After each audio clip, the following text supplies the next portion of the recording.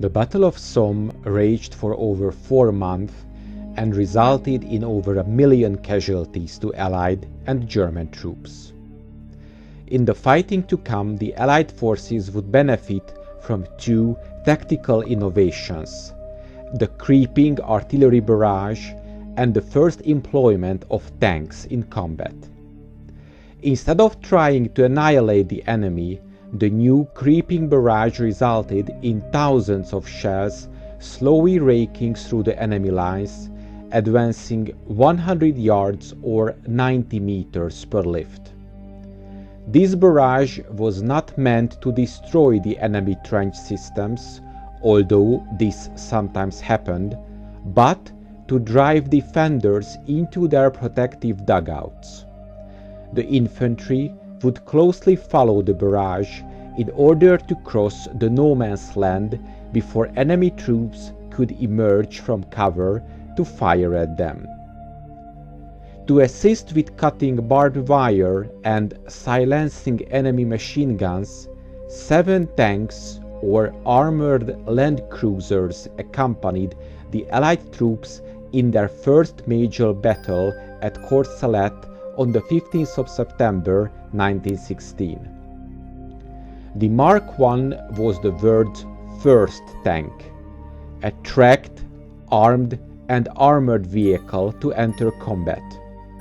The name tank was initially a code name to maintain secrecy and disguise its true purpose by making it appear to be a water transport vehicle for bringing water to the troops at the front line. The tank was developed in 1915 to break the stalemate of trench warfare.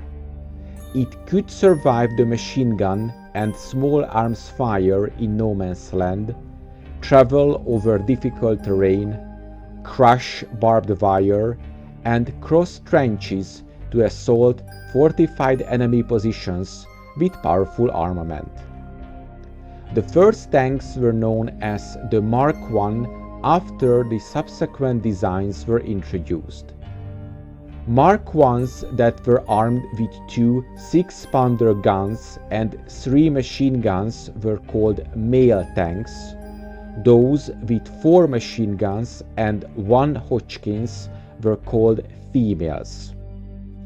Later in the war, when newer tanks came into use, some Mark I's were converted to be used for carrying supplies.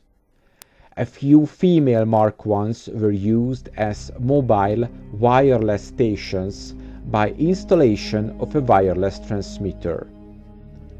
The first tanks were added as a heavy branch to the machine gun corps until a separate tank corps was formed in July of 1917.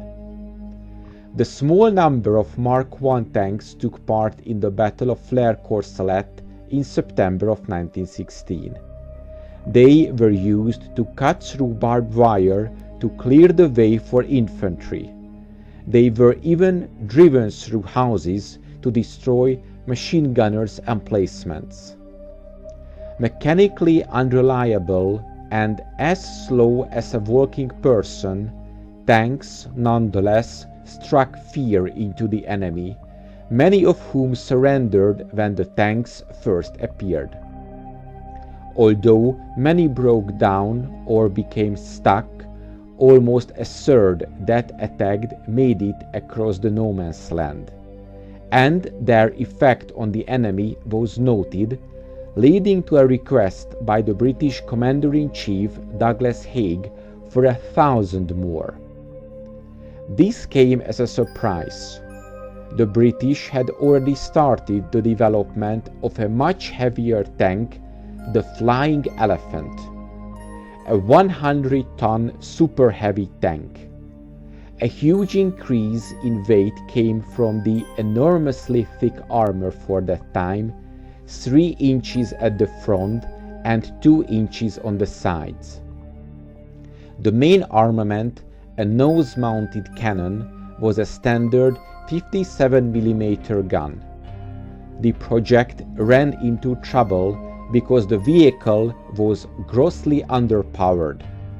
top speed was estimated at 2 miles per hour. Also, it seems unlikely that it could have worked itself free when stuck in the mud. Unfortunately for the Allies, the slow arrival of the heavier British tanks gave the Germans time to develop a specifically designed anti-tank weapon for the infantry, the K-bullet. The K-bullet, from the German word Kern or core, was a 7.92 mm Mauser armor-piercing bullet with a steel core designed to be fired from a Mauser rifle. This did prove effective against the thinner armored Mark I tanks.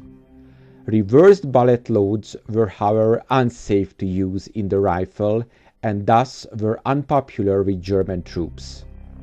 They became obsolete with the introduction of more heavily armored tanks. But let's return to the events of the 15th of September. With the new artillery barrage, tanks, and the carefully prepared infantry attack, the Allied forces captured the village of Courcelette on the 15th of September. Despite thousands of casualties, it was a victory, one of the few for the Allied forces on the Somme. The Germans had been dealt a severe blow, but the attack fell short of the desired achievements. The British advanced only 2 or 3 kilometers.